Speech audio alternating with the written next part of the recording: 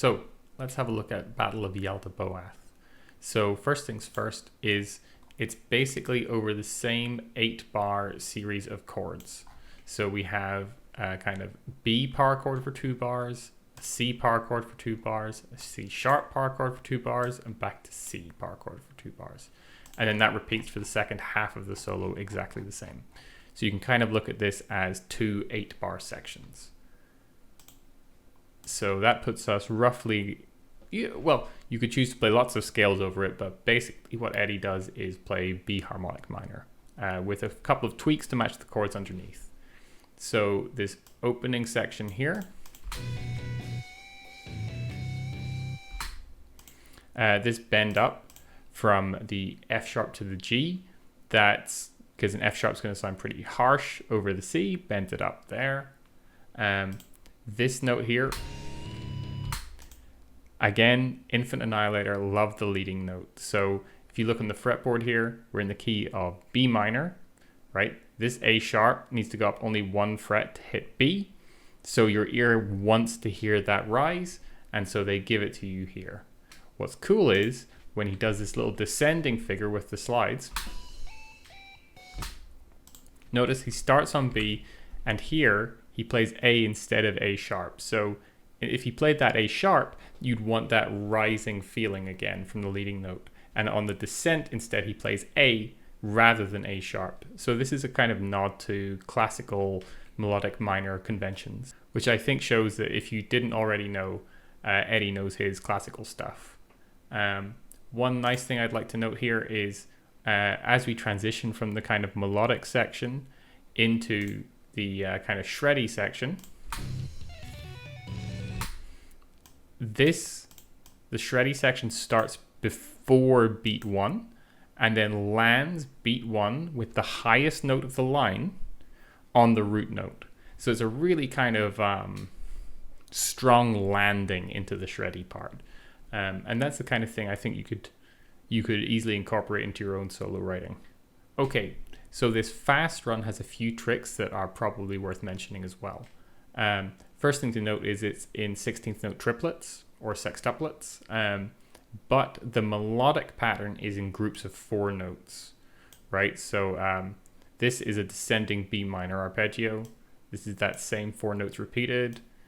This is a 4-note descending scale line. But crucially, notice that the melodic line doesn't land right on the beat, right? Because you're playing a melody of 4-note groupings in a rhythm of 6-note groupings, it disguises the line and makes it less obvious. And this is kind of one of the things that helps give it that feeling of fluidity. So when you have a really fast shreddy line, don't just stick everything landing right on the beat in the most boring, obvious way possible, right? Even something as simple as I'm going to play a B minor arpeggio and a B minor scale run. Eddie's found an interesting way to land it against the beat. And I guess I'd say as well, why did I praise landing really hard here and then disguising the underlying structure here? It's a matter of taste, but I think it's really good to start the shreddy bit off in a really obvious way and then continue until you want to make your next melodic statement, which I would say is this bend here on bar 11. So if we listen to this section,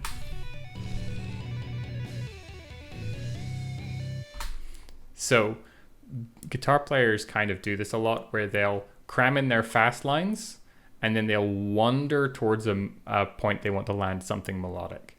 And what's interesting here, right, you've got this F sharp to G bend over C, which I don't know if you remember, but that's exactly what we actually have back here, right? And this is the same thing. A little bit more decorated, but basically the same thing. And this is part of what makes this solo sound like it sticks together, right?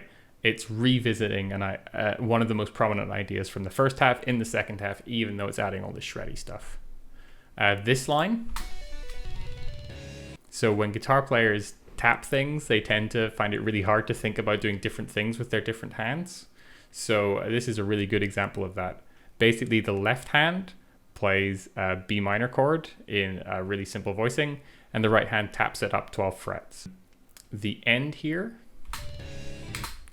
right, This falling from a D to a C sharp, this exactly matches the underlying chords, right? So just because you're shredding doesn't mean you can ignore what's going on underneath. It's going to sound better if you tie it all together. This little bit here, it's a diminished arpeggio, which I did with tapping. I think Eddie probably sweeps it. If you had an F sharp as well, they would spell out an F sharp flat 9 chord, which is the dominant chord in the key of B, right? So that is the strong classical signal there, right? And this is a well-known trick. You'll see it all over the place in classical and jazz.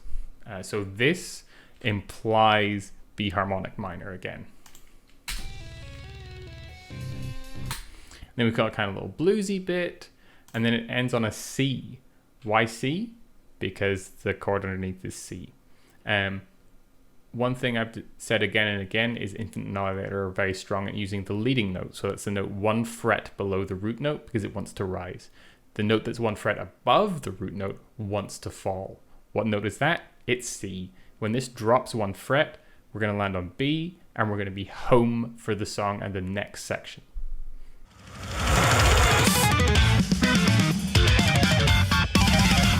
So now let's have a look at Swineacologist, and I thought there was a really cool overall theme to this. So I'll explain it one section at a time, and then we'll look at how I think that ties together. So we've got this harmonic minor section going into this long diminished arpeggio. So again, if you want to sound like Infant Annihilator, harmonic minor and diminished arpeggio. So what we have is a diminished arpeggio. Then we're landing on A here, which is kind of our key. And we're going to play all these whole tone licks. So the whole tone scale is a very simple concept. You take the 12 available notes and you take every other note. So everything is 2 semitones apart or 2 frets apart. And then what Eddie does here that I think is really cool is this first section here, where you have B, F, B, that appears in both A harmonic minor and A whole tone. So it's a kind of blend of the two, right? So we're going from A harmonic minor kind of into a diminished sound, and then into a diminished sound that is also present in A whole tone. So this section here eases us into the whole tone sound, right? We've gone from a kind of diminished sound to a whole tone sound, and we've blended them as much as possible. Then we start getting really whole tony. So like even if you look at the fretboard here, you can kind of see all these notes are 2 frets apart. And I don't know how this was played exactly, but there's a lot of really cool ways of playing whole tone scales because they're so simple, right? It's the same fingering everywhere on the neck. You can be like Rusty Cooley and do some cool stretch licks with those. So for me, all of this stuff reminds me of Mario. I think it's because the lines are really tight, really fast, perfectly harmonized. There's this blend of staccato notes, fast runs, and triplets, which if you watch a music theory video about Mario, you'll see that discussed. So anyway, we go through kind of whole tone land for a little while.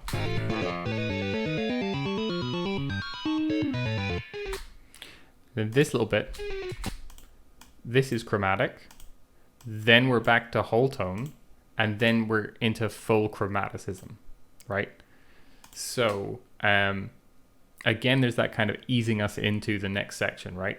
It's not just like a straight jump between two things. It's kind of like here's diminished, and then we blend it into whole tone. Here's whole tone, and here's a little bit of chromaticism. Oh, don't worry, we're still whole tone. And then wham, lots of chromaticism. So this section here, fully chromatic. These kinds of lines are relatively physically easy to play, which is one of the reasons guitarists love playing them. End on a bit more whole tone to round things off. Land on A. One of the things about the whole tone scale or the chromatic scale or diminished scales is that you don't know where home is because everything is the same distance apart, so there's no obvious root note.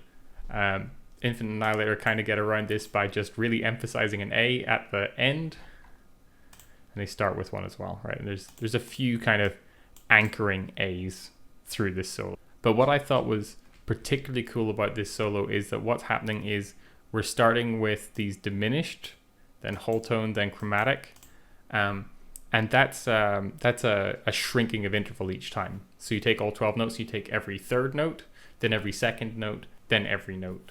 And I thought that was a cool solo concept.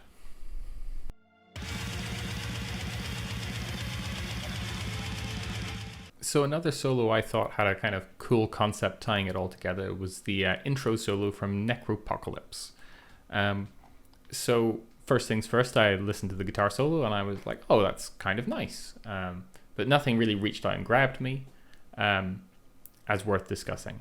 And then I looked at the underlying chords, and that was kind of interesting because, you know, B flat minor to F, yeah, that makes sense. And then, F minor, E flat minor, C diminished, D flat. Oh, okay, that's an unusual chord progression. Where's that coming from? And it's all actually being driven by the bass line. So the bass line here just descends chromatically. So this is a really common thing, and it's used an awful lot, and it has been for hundreds of years. So once you have a chromatically descending bass line, getting the chords to fit is an interesting challenge because you can't just use chords from all one key because you have to harmonize something that's moving chromatically and it will use notes that are out of key. So you have to pick chords such that each one blends into the next in a way that sounds good, right?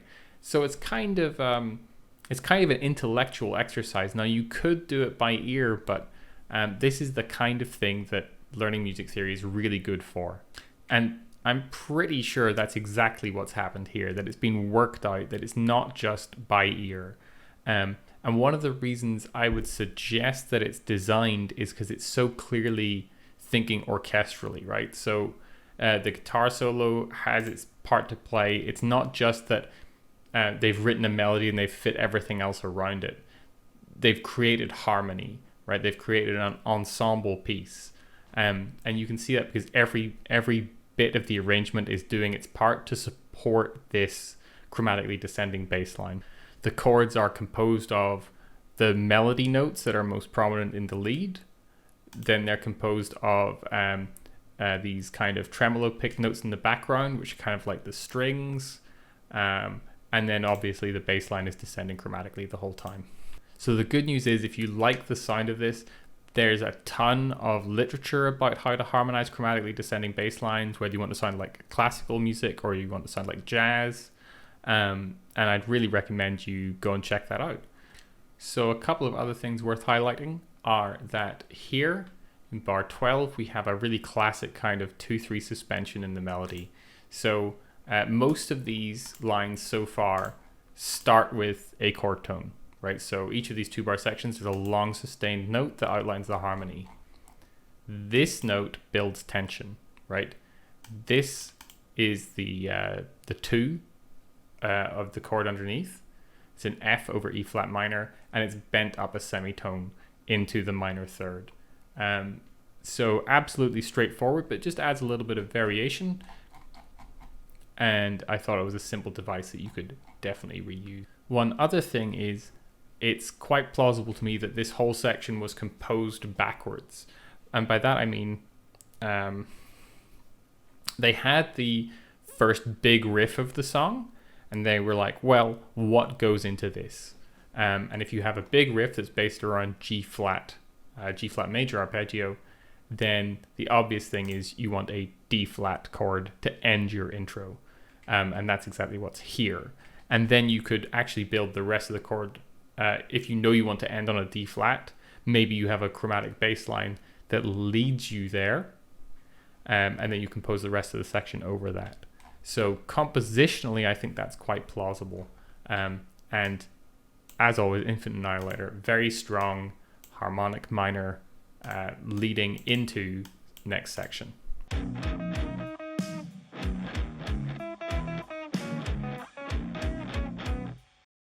So if you want to sound like Infant Annihilator, I mean, obviously you need to really get your chops together, but in terms of the composition, it's almost all based around harmonic minor and strong harmony building blocks, with occasional spicy things like these whole tone symmetrical scales thrown in. To give you some perspective, I mean, this is not the kind of thing you need a music theory PhD to do. This will take you maybe a year of study, right?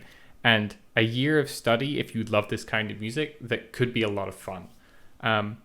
So I'd really suggest that kind of, if you're on the fence, like how much do I need music theory? How useful is it? A lot of the stuff you've heard in this, it's tricky to write by ear. It's certainly doable. Don't get me wrong.